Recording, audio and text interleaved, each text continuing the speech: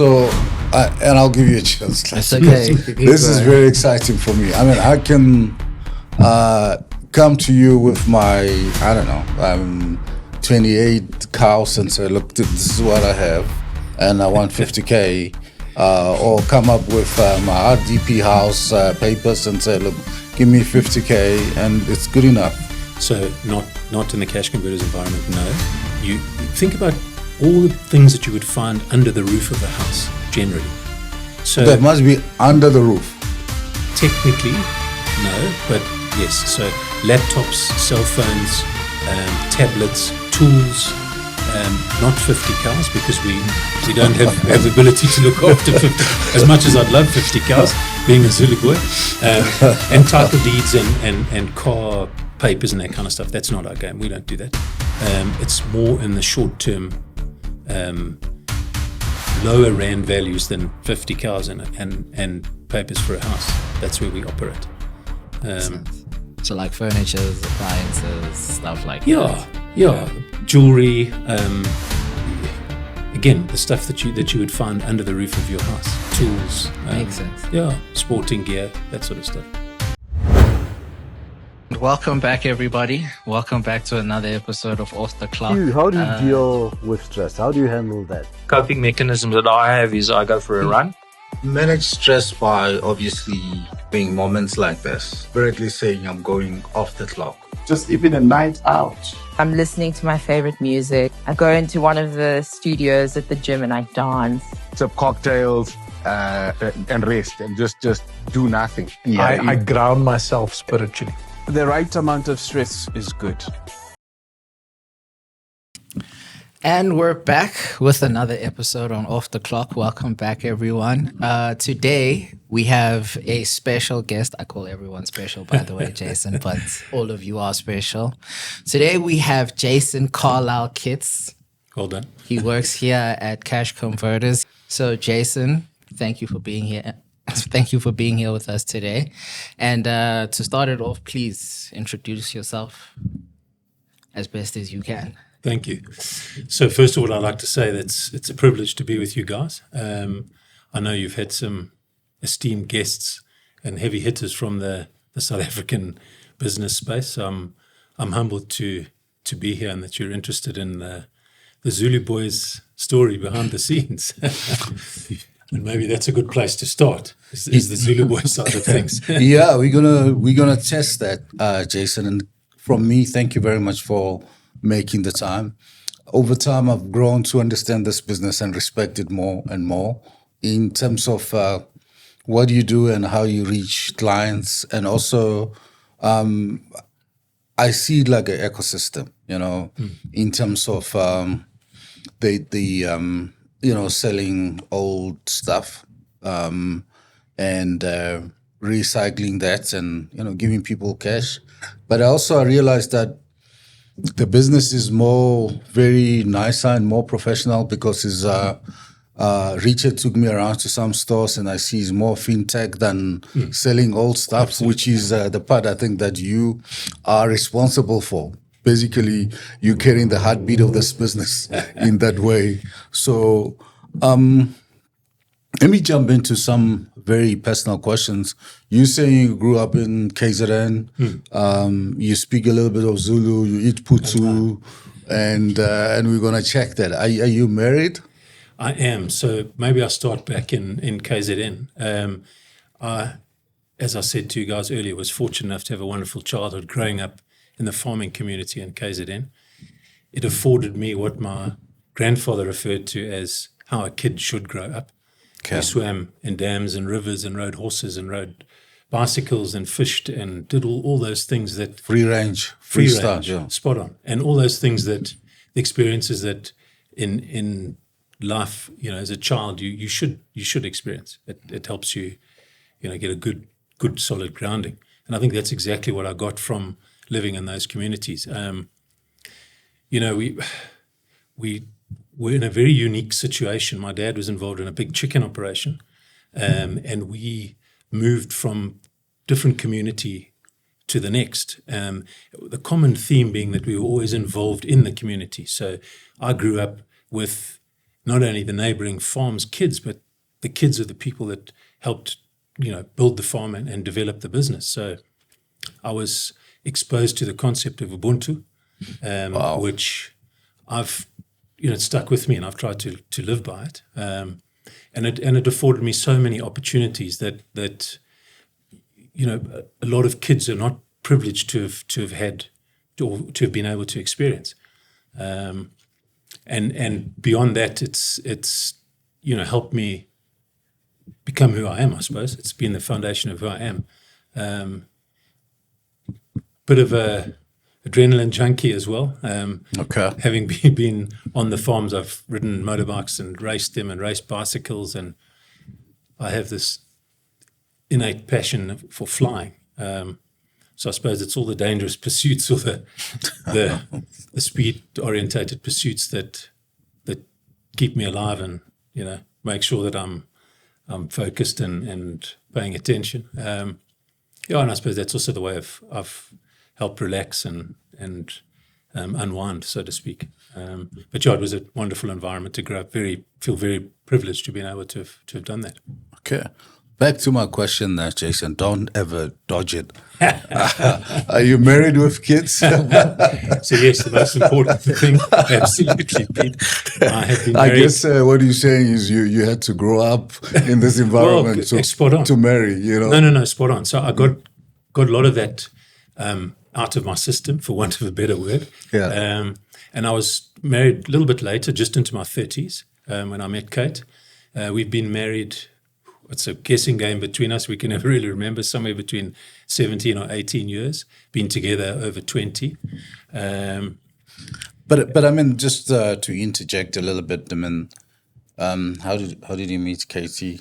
I mean, it looks like you've known her, but I mean, you know a lot of people, but you didn't marry them. But I mean, how did you get to that point where you know? So Peter, it was through motorbikes actually, and one of my crazy pursuits. I'd probably a couple of weeks before been at a motorbike race and crashed and broken my wrists. I was a spectator on that day watching a couple of my teammates race, and a friend of mine's wife had been trying for yonks to try and set Kate and I up, and that was her opportunity finally to get us together in the same place at the same time.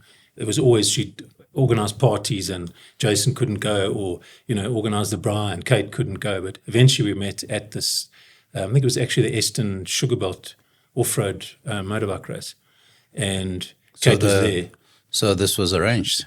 It was an arranged marriage. How about that? Yeah. So we basically hit it off from the word go, and she famously tells the story on the second date.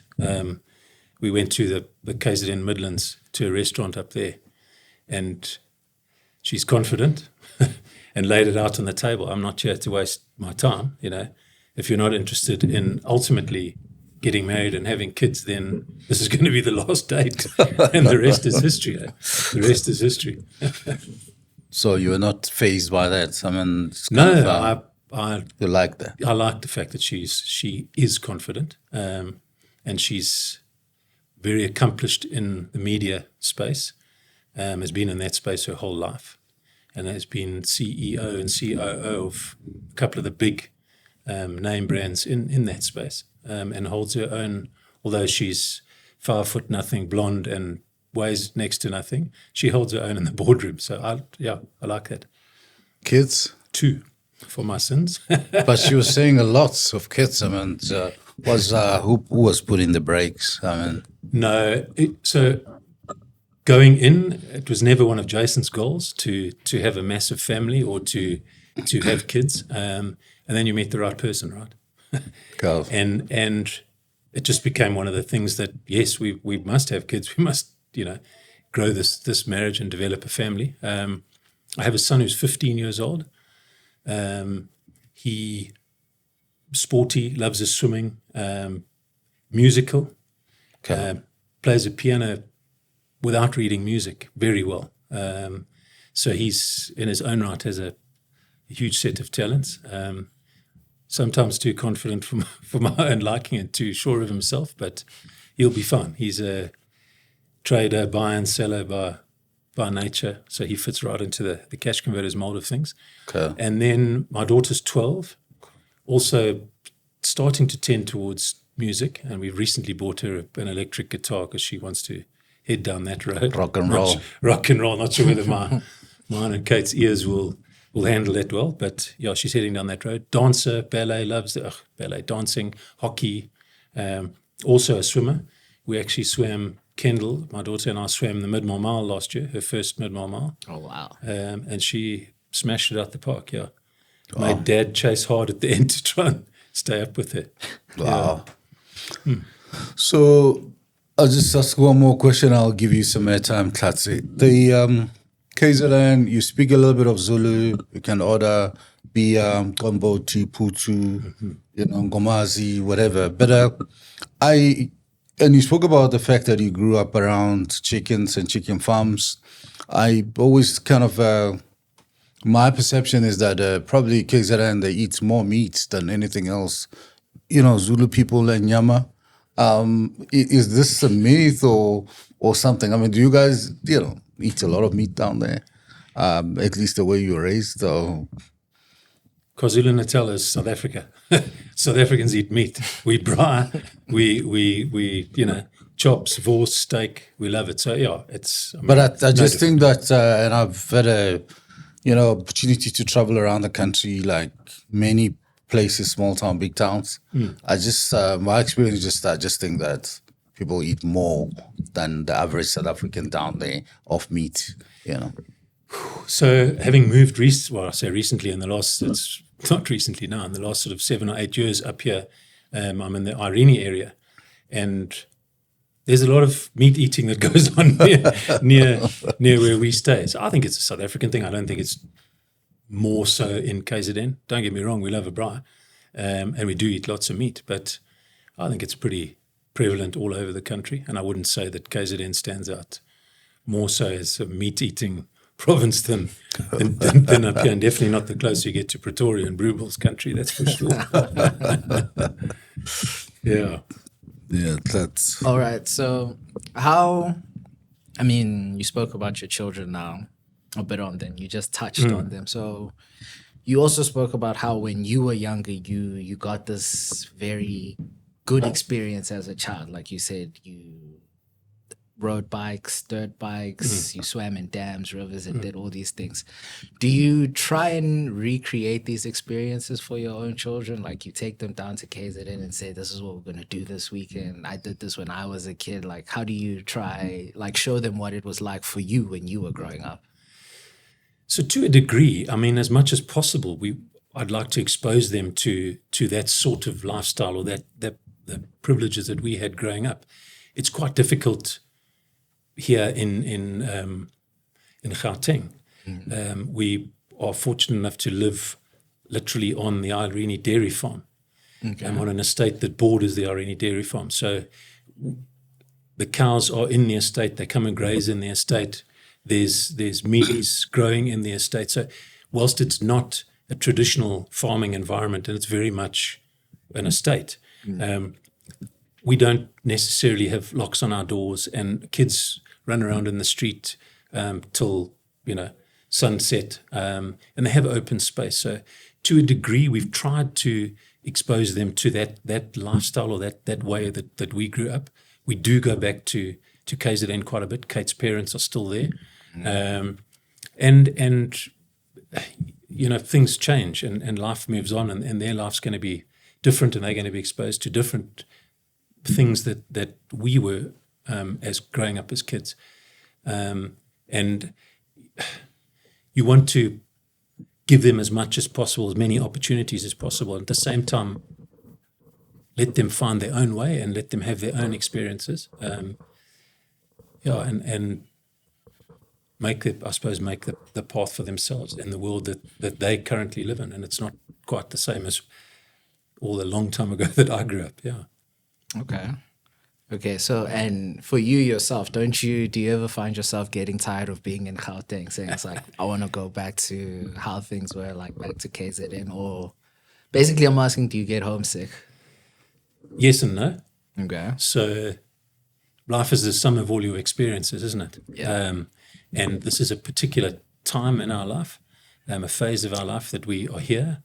And I have a positive mindset on most of the things that I do, and I've chosen to enjoy being here and maximizing every day. It's about wanting to go back to KZN in inverted commas. KZN means a different thing to me that it probably would mean to everybody else. It's not the valleys and the trees, it's the people. Yeah. The people that I went to school with, the people that I grew up with. It's all about the people for me. And I'm with a different group of people now in Gauteng, enjoying life in a different way. And yes, I may well go back there. And yes, we do go back there. And because people are important, we do go and connect and spend a lot of time with our friends that we used to live amongst and socialize with regularly. But we don't harp on it. It was a phase in our lives. We haven't lost that contact. So yes, we do miss the friends. Mm-hmm. If you wanted to clarify, homesick in inverted commas.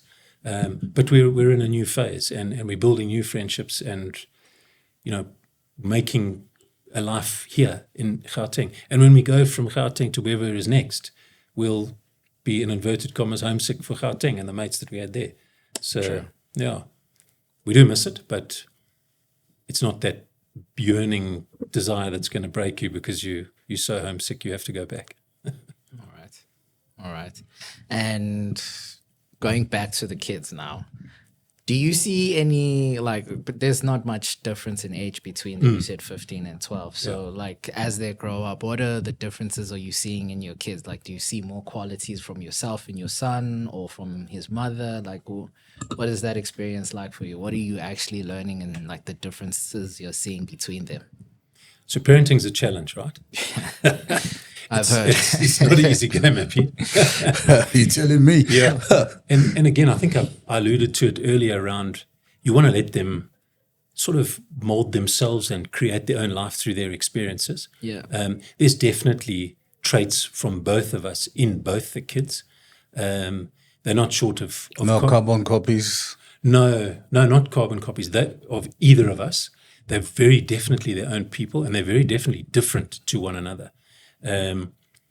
My son's a mover and shaker, and he wants to get stuff done now. And That sound like you. Yeah, he's well to a degree, I suppose. Yeah, to a degree, but he's very capable of getting things done and working things out to suit himself, and make a plan and organize things. Sound like you're describing yourself.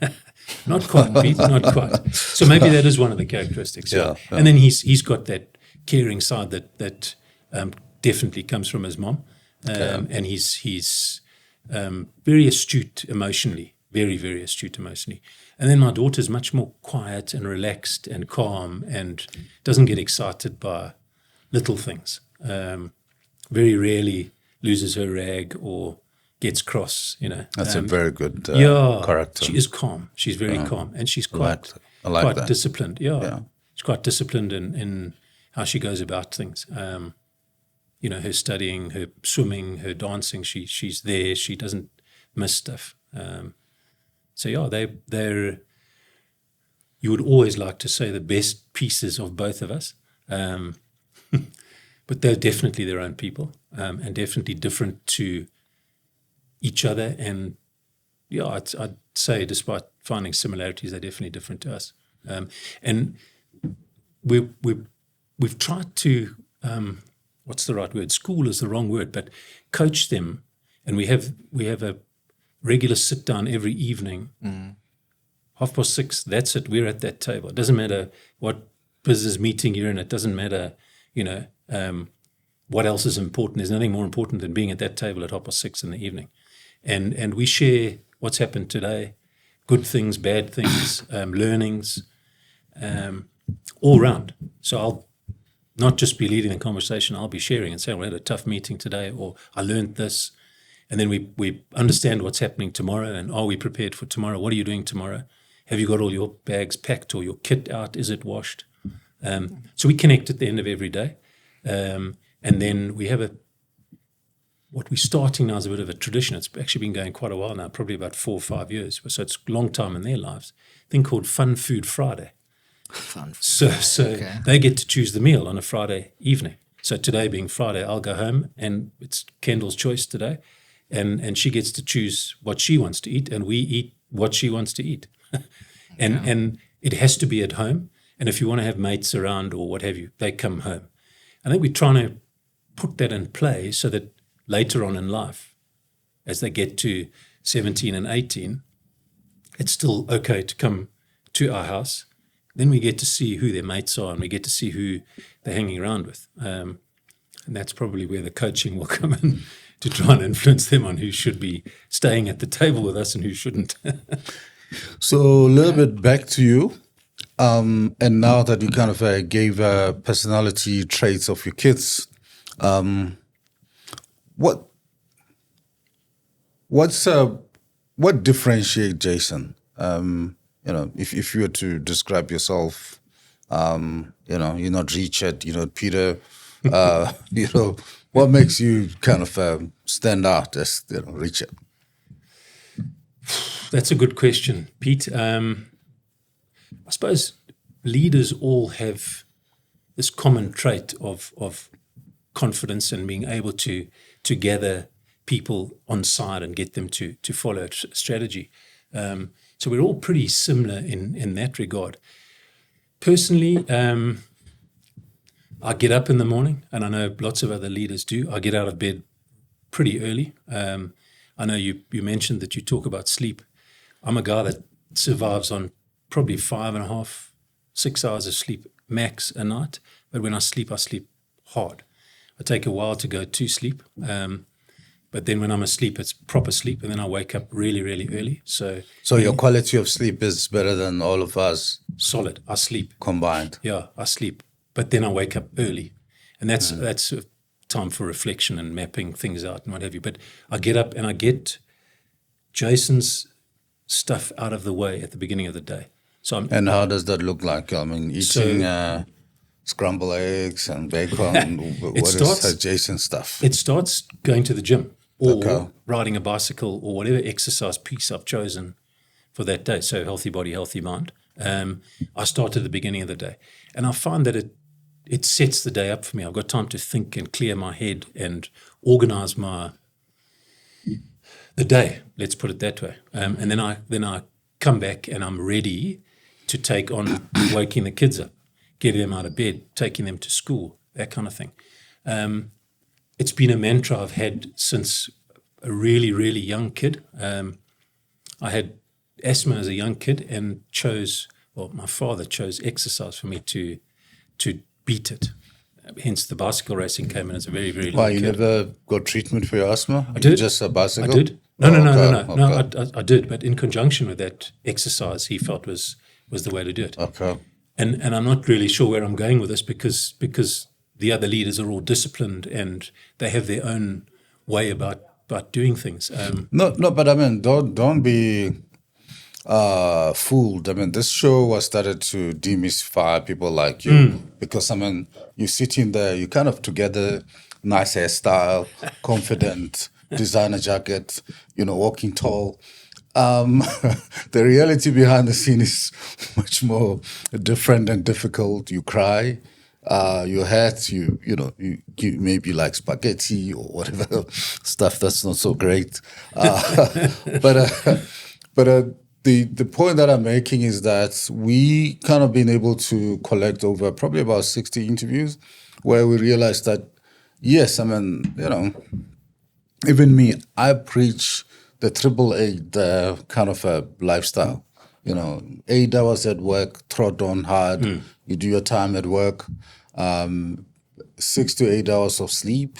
Whether you're sleeping, but you can read in bed or whatever, but it's dedicated to that. And another 8 hours of spending time with family, Jason stuff of bicycle, run, gym, lifts, and spend with kids and all that. So a lot of that is kind of discussed, but how you actually put that in place is just something else.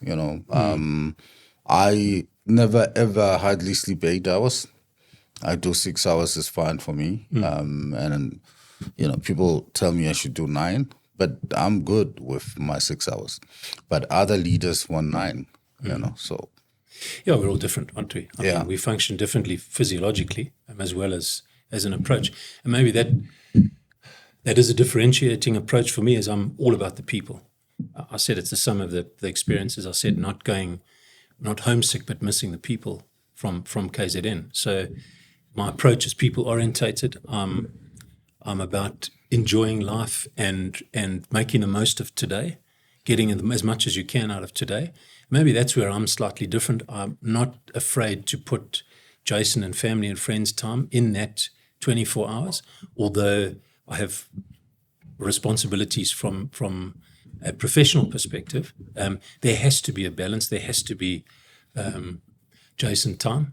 And I'm teased by my colleagues in saying that CEO is actually Chief Entertainment Officer, because I have an uncanny ability of enjoying myself while I'm at work.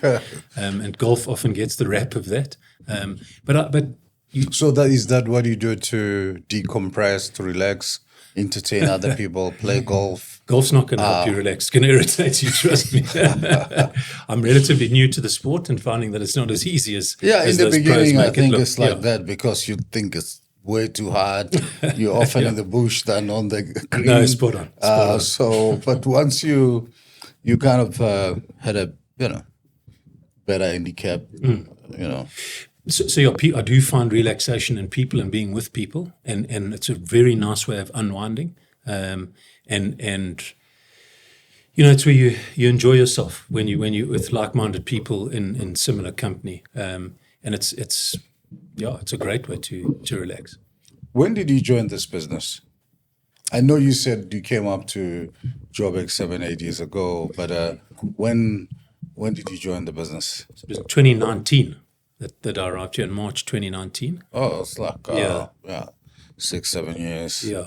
So 2019, yeah. What was your aha moment about this business? So because it definitely looks different from outside to inside. Yeah. Yeah.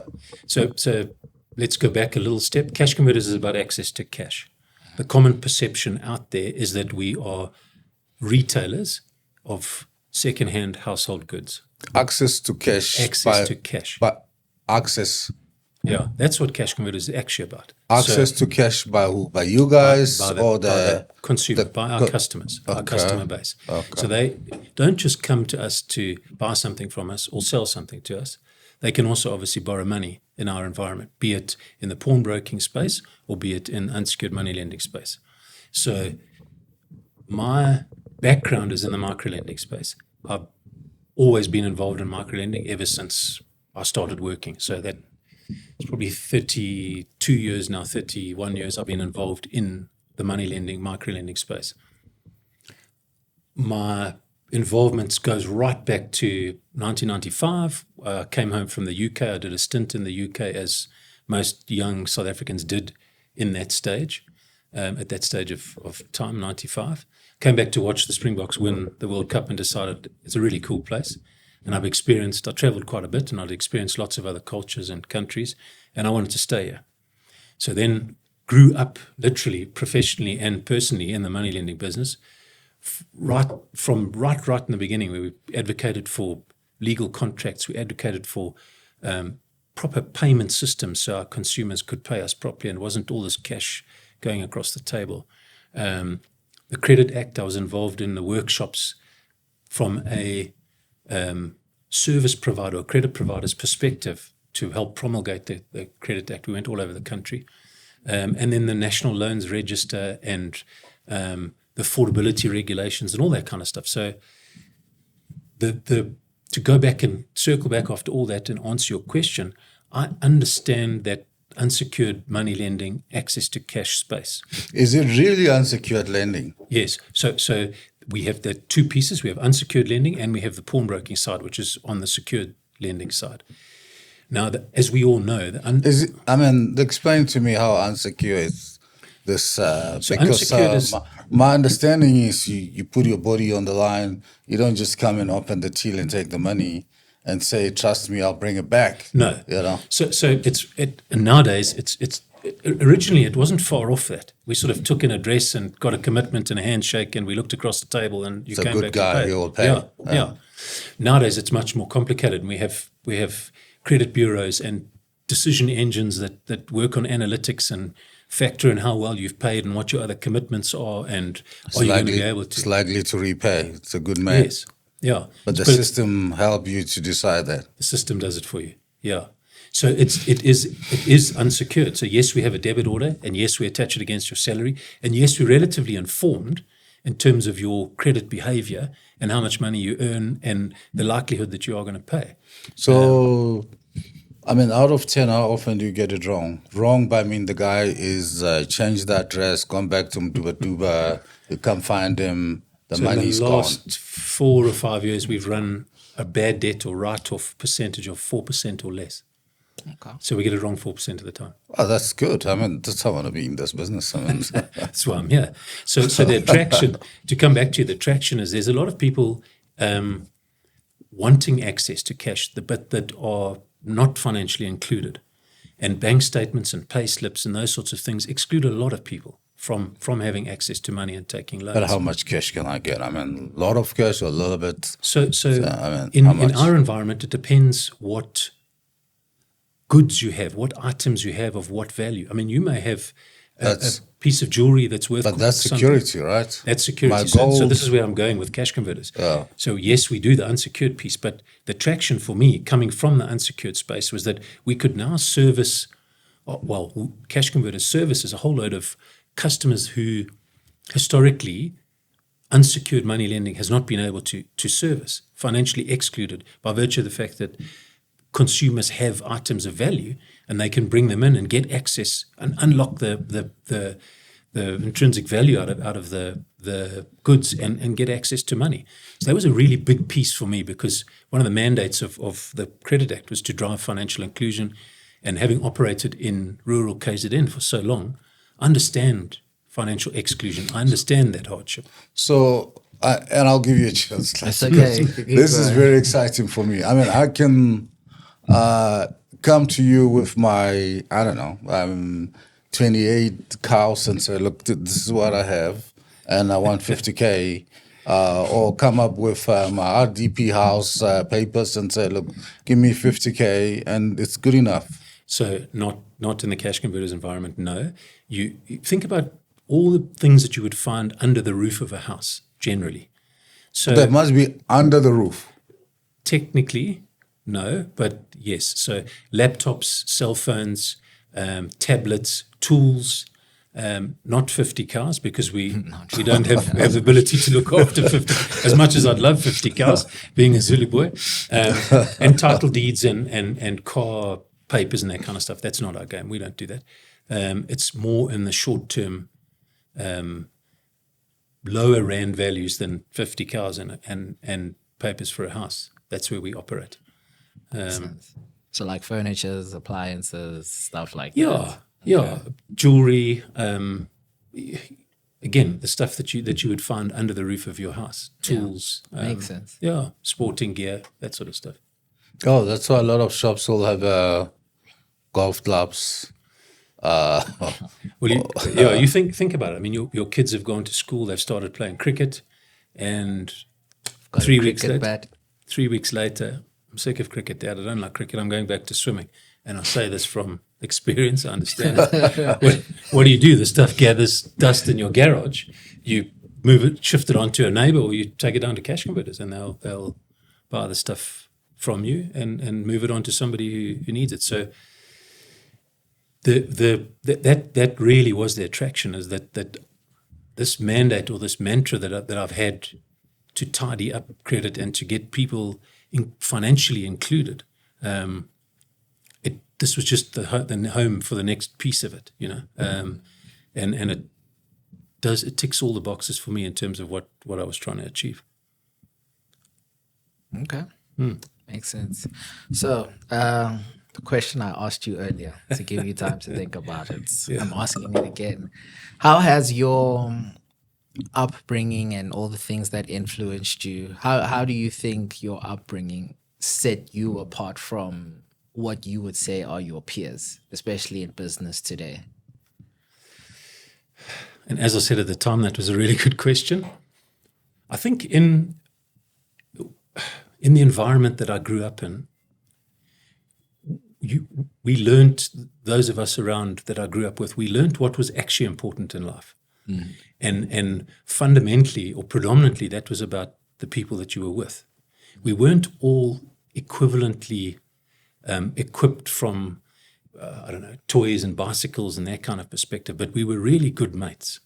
And you learn that being mates is more important than having a better bicycle or having a bigger, cricket bat or whatever the case may be.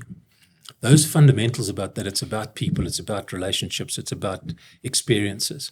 You couple that with the traditional Zulu Ubuntu principle of how you should conduct yourself and respect, and that it can do nothing other than set you up for whatever life has to throw at you. If you respect people and if you treasure relationships and experiences, you're going to do well. You're going to go places. And I think it's simple. I mean, those were grounding lessons. They were in my formative years, and they really have set up and structured a lot of the way that I do things today. It's that simple. Okay, makes sense. Just a follow on to the question about sleep, where you said you're sleeping 5 hours is good enough for you. You're looking good. Looks like you're eating well. How's your diet look like, apart from the braais and the barbecue, the boerewors, look like? On a regular day. Yeah, it's good. We eat very, very well. My wife is a bit of a foodie. And always has been since a young girl. Grew up on her grandmother's apron strings, and then obviously took a lead from her mother as well. We eat healthy. We eat lean meats when we do eat meat. We have no meat Mondays. Lots of veggies, and take care in portion sizes and what goes into all of our bodies. It's important. It's a big piece of how we operate, and it's a very social thing as well, eating, and again back to the people side of things, we entertain as well. Yeah. So in your households, prescribed, everybody veggies on Monday, you can't deviate. We do. Type of a thing. It's always different. Yeah, and it's not because it's no meat Monday. We have carrots and broccoli and whatever. It's always different. So there's never a set agenda where it's fish on Thursday and whatever. It's always different, and it's always healthy, and it's we eat well. We eat well. And do you drink? Yes, everybody has a vice in their life, don't they? So I enjoy a good glass of red wine with a meal, and I'm not scared of a whiskey here and there.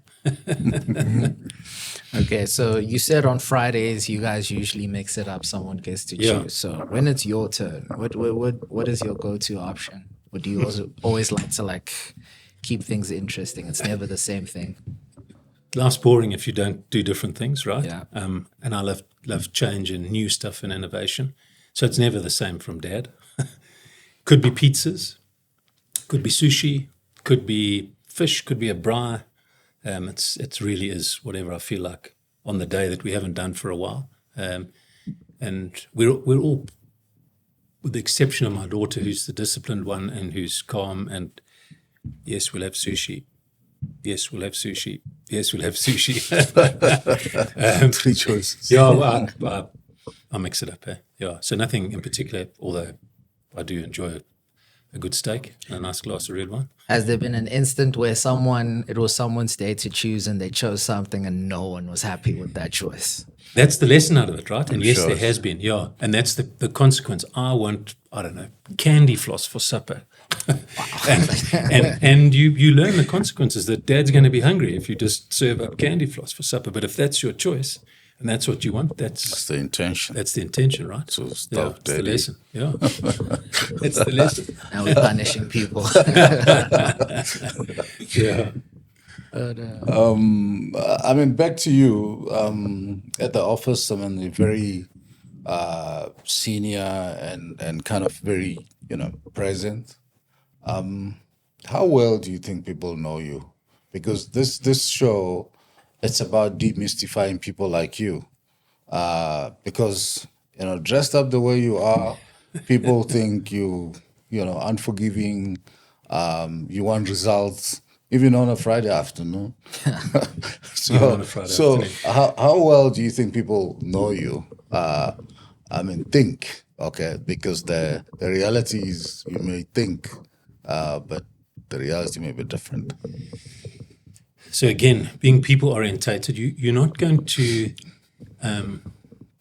get people to warm to you and to become part of the strategy or the play that you're making if you don't share and show your true colors. So I don't have any problem with people knowing that I only sleep 5 or 6 hours, that I get up early in the morning and going and exercising, that I'm really family and people orientated, that I like a glass of whiskey. And I think you'll find all the things that I've said to you on this chat that we're having now, most people in the office know.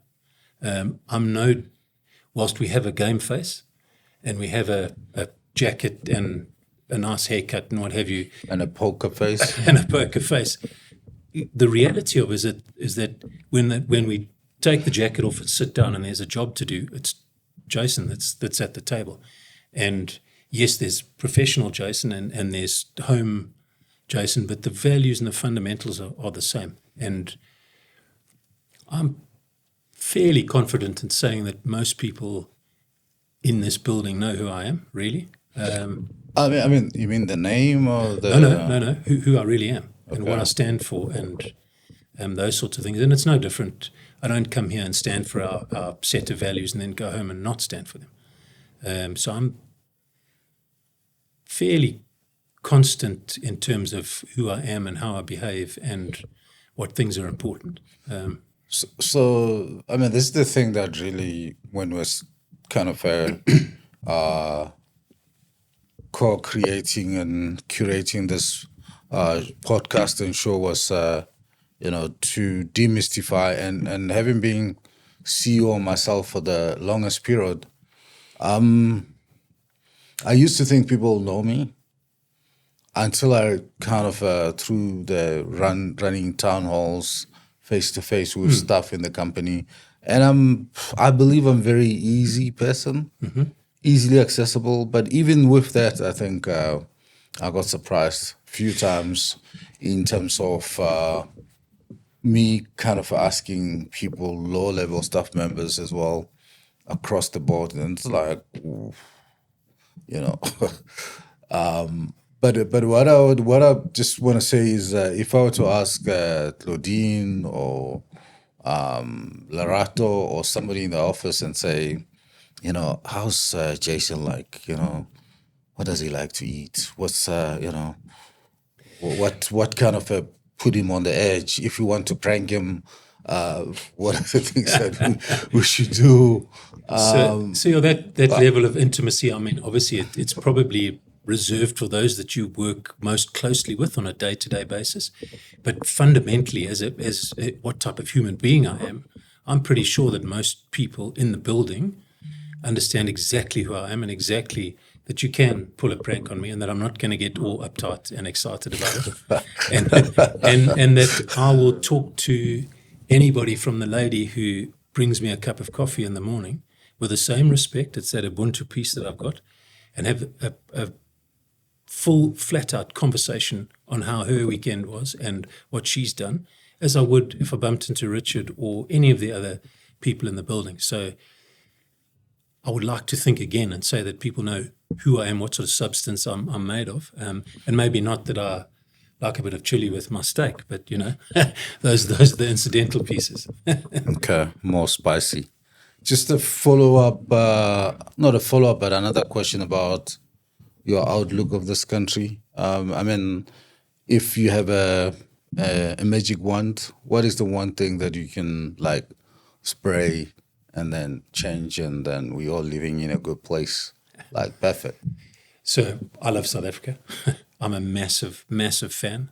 I chose when I came back in '95 to stay here, and I had an opportunity, and to go and live elsewhere and do other things. People orientated. We have so many solid, good human beings in South Africa. In my opinion, our challenge is that we're not educated enough.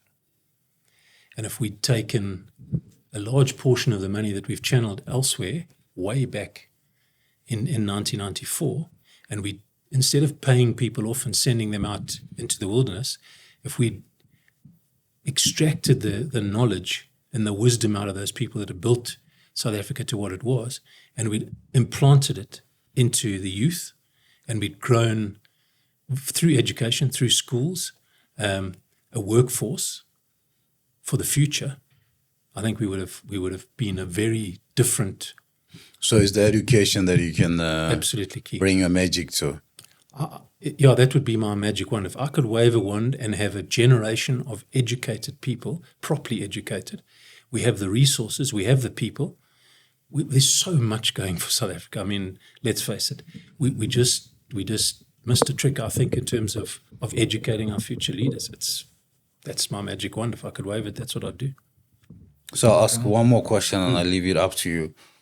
I mean, what are Jason's kind of rituals, unique things? And I'll tell you, maybe give you a hint before you answer. I kind of been traveling quite a lot. And if I ever stayed 2-3 days in the hotel, I kind of, feel it's been home and good for me.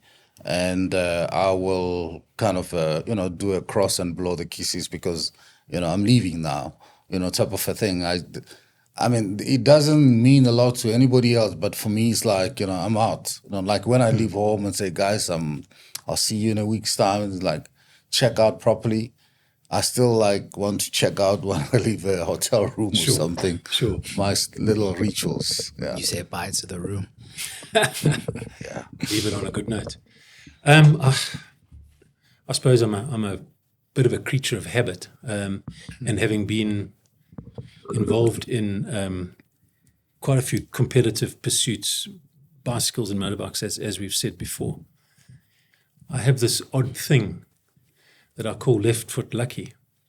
Okay. And I always put my left sock on before my right and my left shoe on before my right. It's just I've never not known not to do it.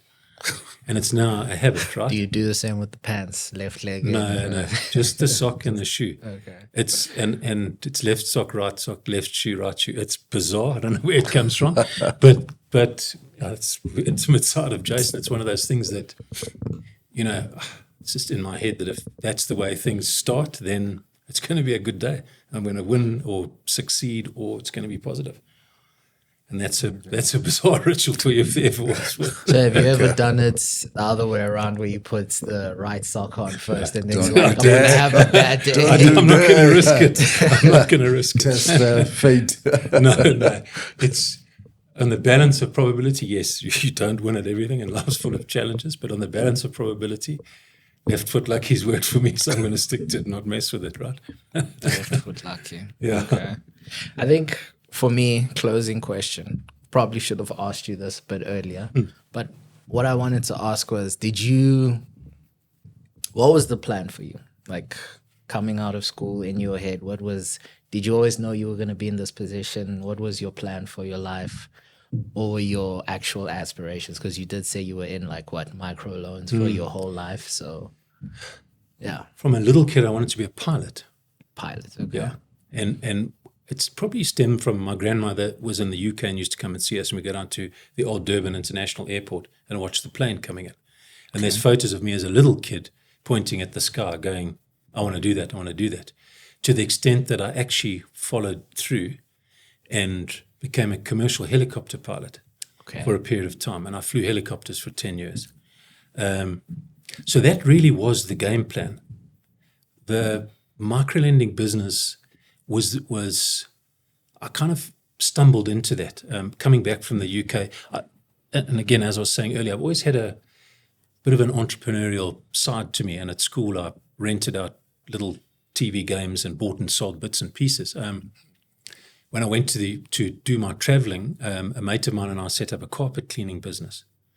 And the differentiator was that in London, we were actually in London at the time, traffic was the problem. And guys could only do or would only go and take on big jobs because of the time they spent in the traffic, and they had to maximize the income based on a lot of time to get somewhere and get back. So we scaled things down and did lots of small jobs and bought small machines and went on the tube and traveled around. So we took all the small jobs that nobody else would do, just a little handheld carpet cleaning machine, a backpack with chemicals in it, and we did the small jobs that no one else would do. So that kind of entrepreneurial, I suppose, instinct was there. And I always knew that at some stage I was going to run a business, preferably my own, which I did for 20 odd years. And it was leading some sort of organization from the top perspective. It was just a thing that I wanted to do was run a business and make a difference by being at the top. So winding up at Cash Converters and via the Microlending channel, no, that wasn't specific, but to get to leading and running a business, absolutely, that was the goal. Okay. And you wouldn't change it for anything else? One thing, nothing. I've had such a ball. I've enjoyed, whether it's work or play or travel or married or kids' challenges, I've had an absolute ball, and there's not one thing that I would change, not a thing. No regrets. Nothing. Even smashing myself up racing motorbikes, I've had a ball, absolute ball, and I wouldn't change a thing. Absolutely not. You've probably been lucky you didn't break legs or ended Legs, up in the hospital. Wrists, shoulders. My knees are a problem at this stage from too many motorbikes, but You got screws on? all over the place. I'm one of those, when I go through the metal detector at the airport, the guy says, go back through. Have you taken your belt off? Yes. Have you taken off your watch? Yes. And change. Guys, Coins. screws all over the place.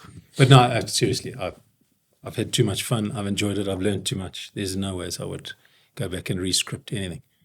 Yeah, it's been good for my industry, the medical devices. Yeah, I've Put all paid handsomely. on your body and to keep you together. Like stand-up guy. Jason is a stand-up guy because of all these implants. So, Jason, I think in closing, what we do is we normally allow our guests to ask a few questions before we close. Yeah, that's a revenge moment. I think you can ask us those tough questions and watch us struggle. Squirm a bit. So, as you said, you guys have interviewed a whole load of leaders, and as I intimated to some captains of industry. Is there a common theme that runs amongst the very successful leaders? So, what could you pick out? I mean, is it that they exercise? Is it that they take time for themselves? Is there actually a common theme in the whole thing?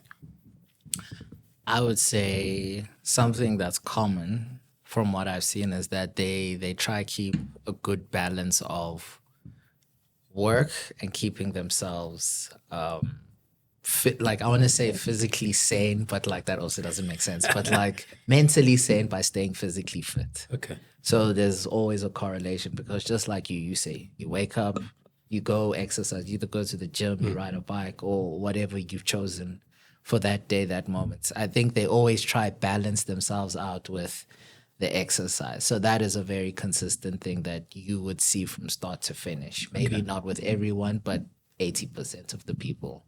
So I think a big proponent to them is making sure that you yourself physically are taken care of. Okay. So, yeah. So for me, I mean, the one thing that I've seen again and again, it's been, seeing people being themselves, very authentic, not trying to be something else that they're not. I mean, the examples, we interviewed that CEO of KFC, and I asked her the question and said, look, what does good dinner looks like for you every day? Do you eat a Norwegian salmon with caviar and champagne, and then go sit in a jacuzzi and drink some more rosé wine and go to bed. And she was like streetwise too. That's her thing. Yeah, which is the brand, and I've seen that consistently across the board. I mean, I'm just maybe kind of drilling it down to the food, because we kind of interviewed a lot of people from the food houses. All of them simplicity. Ryan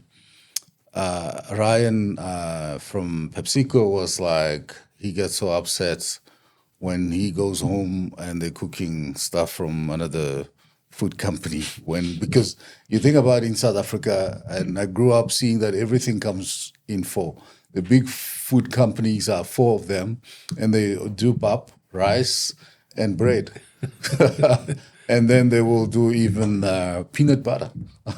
So if you work for a food company, you can eat in that house without going outside. When we spoke to John from Romans, was like, he believes that a man must eat 3 pizzas a day, 1 for breakfast, 1 for lunch. But it's just people being authentic and buying into what they do, and through to that, I mean, I'm sure you'll tell us that we must, try this unsecured lending and do it often enough. So, but leaders are authentic. That's what I've seen again and again. I mean, I've got examples. McDonald's guys, Greg was like, Big Mac, Royal, this, all the time. Other people watching, I'm sure they say it's a bad idea, but they sell. I suppose the common thread probably there is that we're all passionate. Yeah, about what we do. Yeah. And it's easy when you're passionate to do something. It's not like work. It's fun. That's true. Yeah. And not only passionate about what we do, but probably looking after ourselves. We're passionate about being healthy, so you can continue mentally doing sound, what you're doing, and we can enjoy the rest of doing what we're doing. Yeah. And also for me, it's been educational.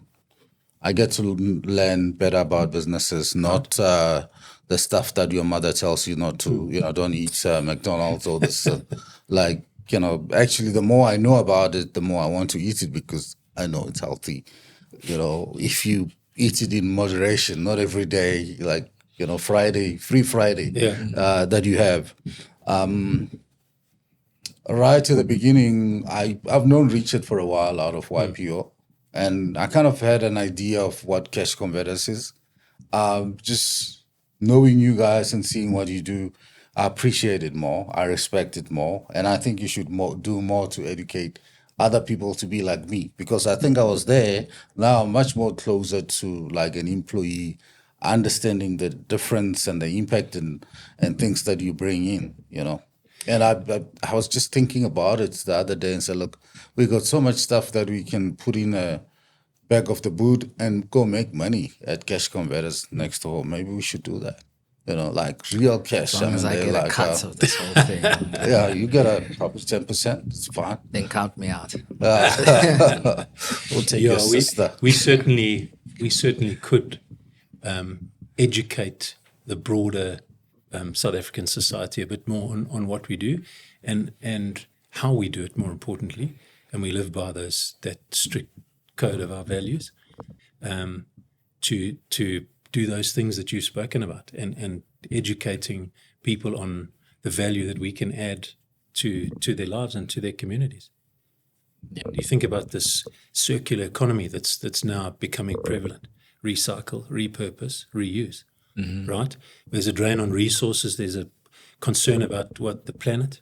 And I'm fortunate enough to have been across to Australia recently, and they have a magic payoff line that goes, it's good for your pocket, and it's better, or it's great for the planet.